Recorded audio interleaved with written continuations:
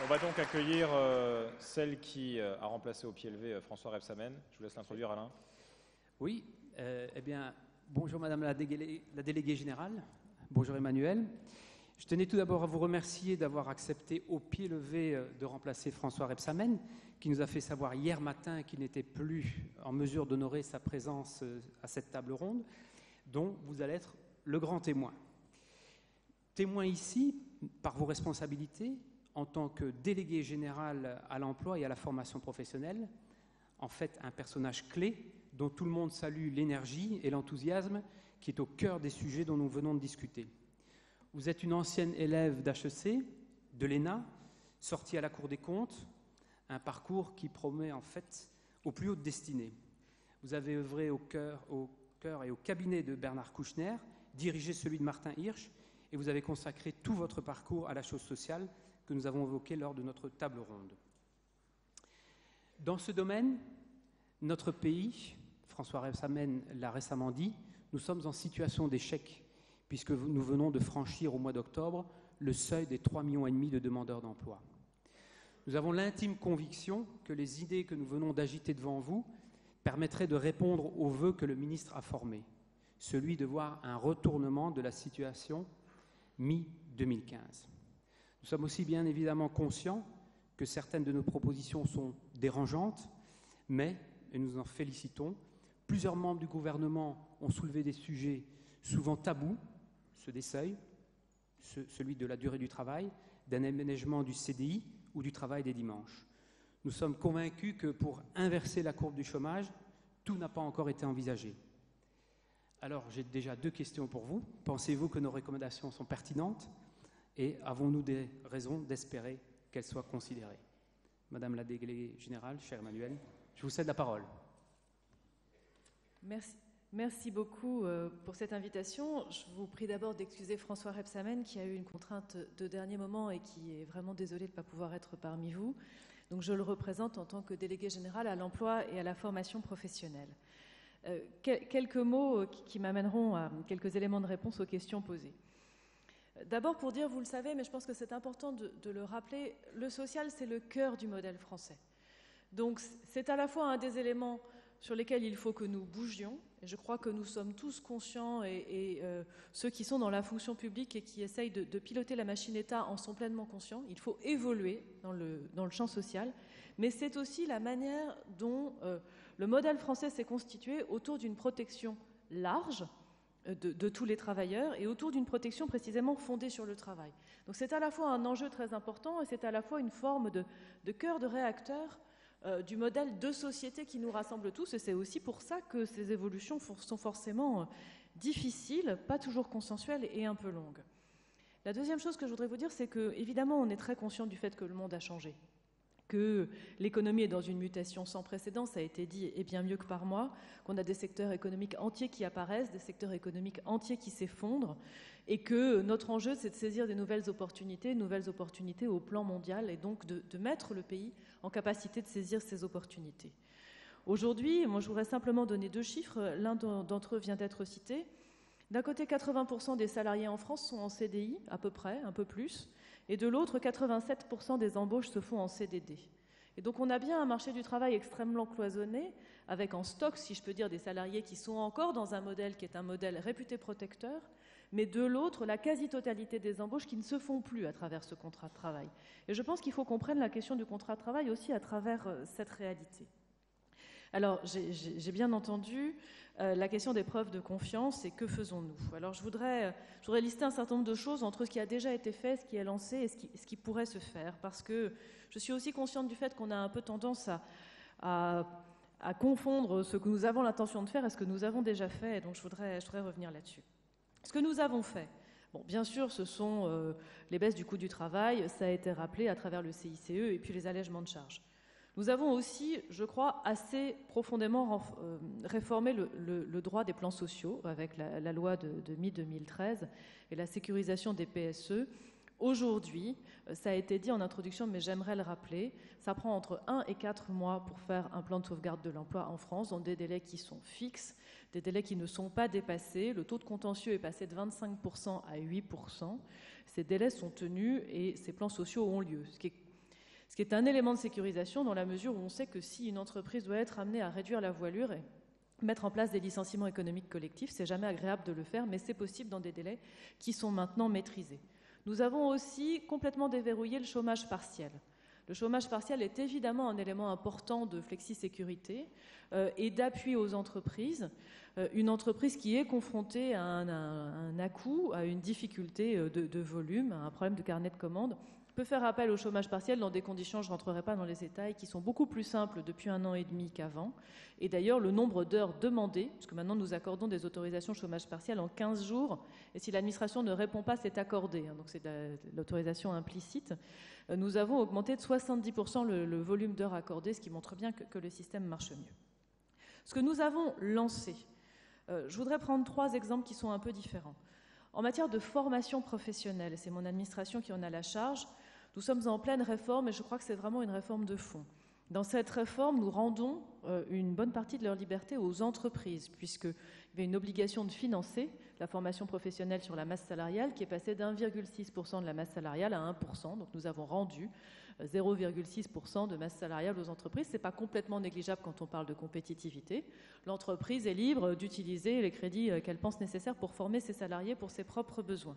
L'argent mutualisé va être mieux utilisé pour 2 raisons. Il va être utilisé pour des formations longues, certifiantes ou qualifiantes, avec un droit qui est attaché à la personne et plus au contrat de travail, avec le compte personnel de formation.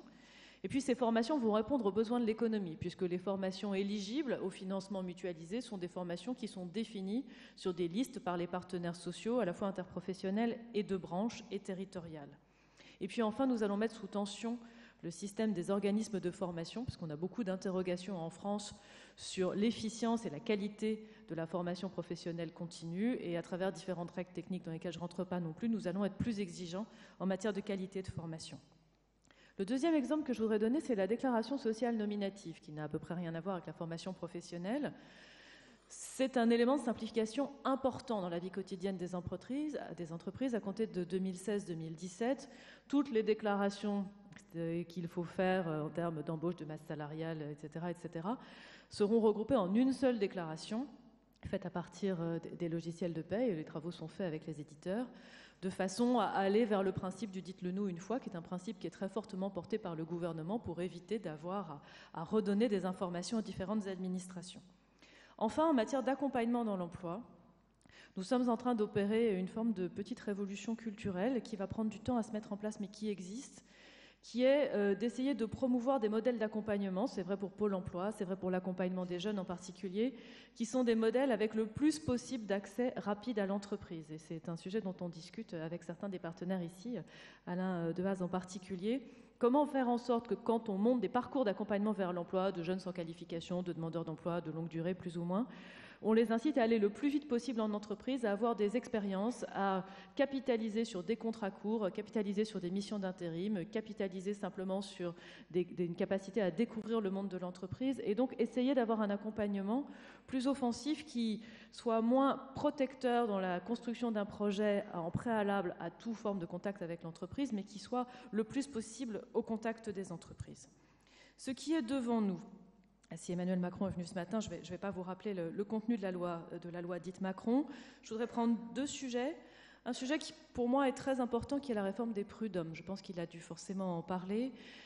Cette réforme des prud'hommes est aussi une réforme technique qui aura un impact positif, parce que si la question c'est comment être sûr quand on embauche qu'on est en capacité de licencier facilement, ce qui est évidemment une question qui nous est posée relativement régulièrement, nous avons amélioré les procédures pour le licenciement économique collectif. Et la réforme des prud'hommes devrait permettre de sécuriser les procédures pour les licenciements individuels. La réforme des prud'hommes, elle a comme objectif de faire mieux marcher cette juridiction, de réduire les délais, d'aller plus vite à la décision définitive et d'avoir le plus possible de procédures simplifiées et rapides. Alors, c'est encore en germe. Une partie est dans le texte et une partie sera dans une ordonnance, puisque le texte prévoit une habilitation à légiférer par ordonnance. Mais la volonté du gouvernement collective est claire et d'essayer de faire, autour de cette réforme des prud'hommes, un peu ce qu'on a fait sur le licenciement économique collectif, c'est-à-dire maîtriser les délais de procédure et maîtriser la prévisibilité des décisions. L'autre point qui me paraît important dans ce qui est en cours, c'est la négociation sur le dialogue social. Dans ce qui se joue, et vous le savez que la séance de négociation est aujourd'hui l'une des séances potentiellement conclusives. Ce qui se joue, c'est l'efficacité du dialogue social en entreprise, puisque la question qui a été posée aux organisations syndicales et patronales, c'est est-ce qu'on peut revoir complètement les instances pour aller peut-être vers une seule instance en entreprise, pour essayer d'éviter la dualité entre comité d'entreprise, délégué du personnel et CHSCT.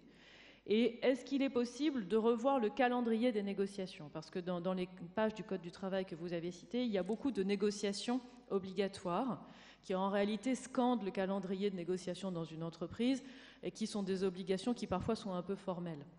Comment est-ce qu'on supprime cette série d'obligations de négocier au profit de 2 ou 3 temps dans l'année où on discute une fois de la stratégie, une fois des conditions de travail, une fois des salaires et de l'accompagnement des salariés? Donc il est trop tôt pour dire si cette négociation va aboutir. En tout cas, les négociateurs sont tous encore autour de la table alors que le document d'orientation est clair à ce sujet. Et donc on peut espérer qu'on progressera. J'ai 2 ou 3 remarques en conclusion, en particulier autour des propositions qui ont été faites. Sur la place des syndicats, moi je suis frappée par la responsabilité des syndicats que je rencontre au niveau interprofessionnel qui sont conscients de la dualité du marché du travail et qui sont conscients du fait qu'il faut avancer par compromis vers un modèle de plus grande flexi-sécurité.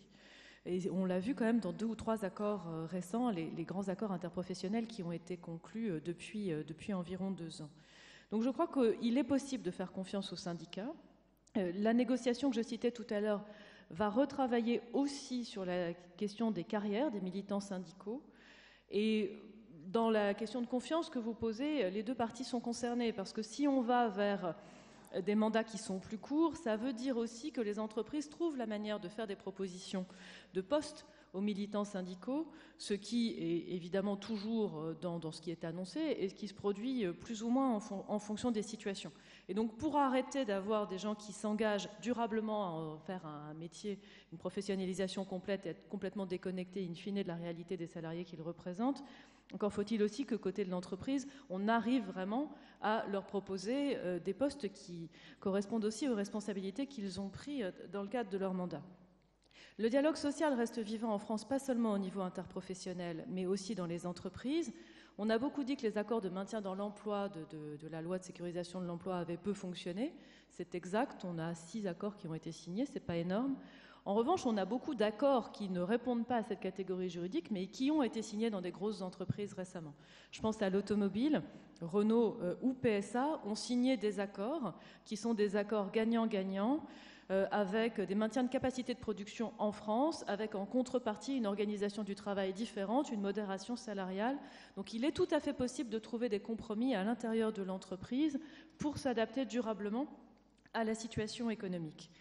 En ce qui concerne l'adaptation du tissu économique, je voudrais citer 2 points. Le premier, c'est que je crois qu'on a progressé en matière d'aide aux entreprises en difficulté. Alors ça ramène à la question, est-ce que l'État s'ingère trop? Au-delà des prises de position très politique qu'il y a pu avoir, le travail que nous avons fait autour des commissaires au redressement productif et à l'accompagnement d'un tissu économique intermédiaire, je ne pense pas aux grosses entreprises bien sûr, mais plutôt aux PME et aux ETI, a quand même permis de consolider un certain nombre de situations difficiles avec l'État comme chef d'orchestre entre les différents créanciers publics et les créanciers privés, dans un certain nombre de cas en lien avec la BPI, avec un apport possible de financement qui permet de passer des caps, et on a un certain nombre de belles histoires là-dessus.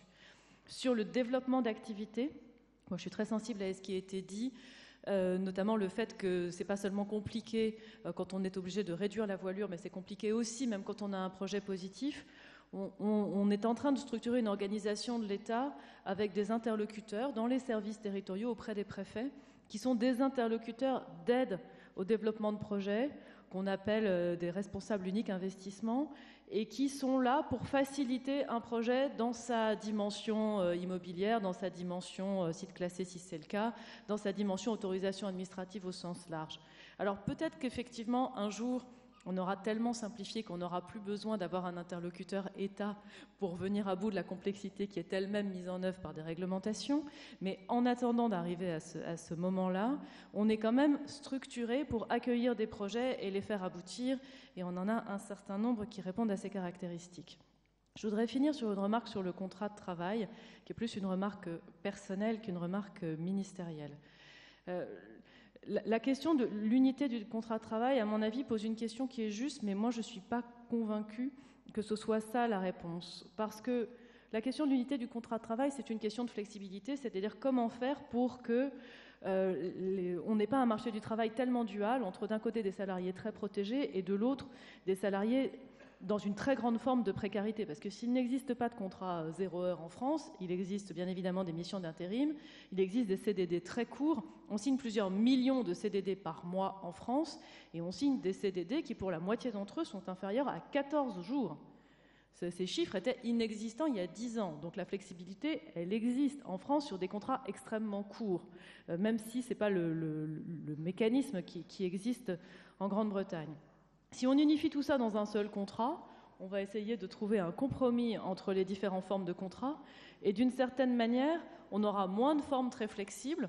Et je ne suis pas sûre qu'on aura finalement tellement modifié le contenu même du CDI qui, en lui-même, n'est pas un outil si peu flexible.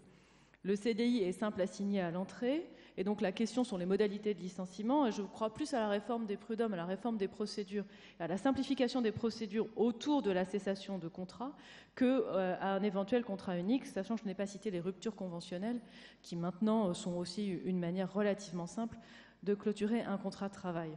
Donc pour répondre aux questions qui me sont posées, est-ce que ces propositions ont une chance de persister? Elles sont dans le débat. Je crois que la période actuelle a au moins le mérite de mettre dans le débat ce type de questions qui, dans la période précédente, étaient restées très sous-jacentes.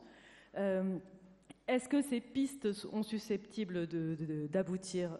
Je pense qu'on est vraiment dans une période dans laquelle nous souhaitons rendre le marché du travail plus flexible en essayant de concilier la compétitivité des entreprises et la sécurisation des personnes pour passer de moins en moins par la sécurisation via les statuts et de plus en plus par la sécurisation des personnes. Est-ce que le dialogue social est important? Je crois qu'il l'est et je crois qu'il a fait la preuve, malgré les difficultés que vous avez soulignées, qu'il peut permettre d'avancer. Je vous remercie.